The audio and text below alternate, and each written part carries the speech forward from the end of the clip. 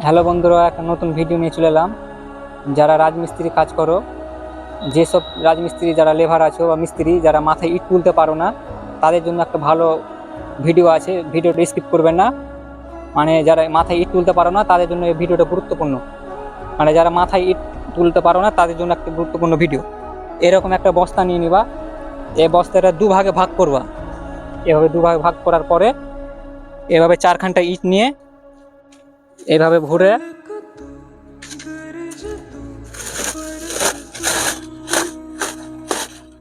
এভাবে এভাবে ভরবা। ভরার পরে এভাবে একটা ইট ভরবা। ভরার পরে